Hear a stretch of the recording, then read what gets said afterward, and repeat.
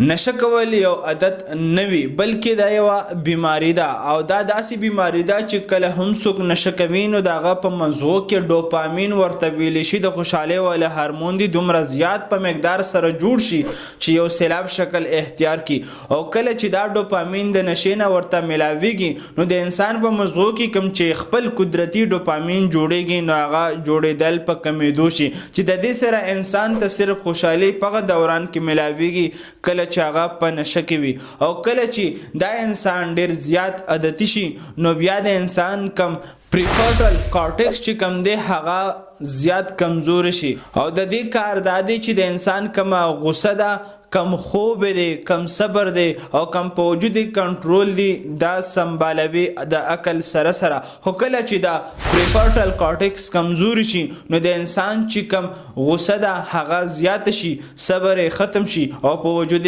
کنټرول کم شي او د دې سره د انسان چې کم نیورو ترانسمیټر ورته ویلی شي هغه دومره زیات کمزور شي چې د انسان کم خوب دی هغه مکمل ډسټرب وي نو بیا د دې انسان په وجود باندې کنټرول نه وي نو بیا د دې خوشحالۍ حاصلولو دپاره دا انسان نشه زیاتوي او ځان له خپل مازغه او د وجود نیورو ترانسمیټر خرابوي نو تاسو ته په دې دوران کې پکار ده چې هغه ته تاسو لاسونه ورکړي او د دې څیز نه په مزه مزه یو طرف ته یې راولې او ښکلی ژوند ورته وښیي نو دغه شان ستاسو د صحت په اړه میډیکل معلوماتو دپاره زموږ سره اوسئ او هر قسم سوال تاسو په کمنټ کې تپوس کولی شئ.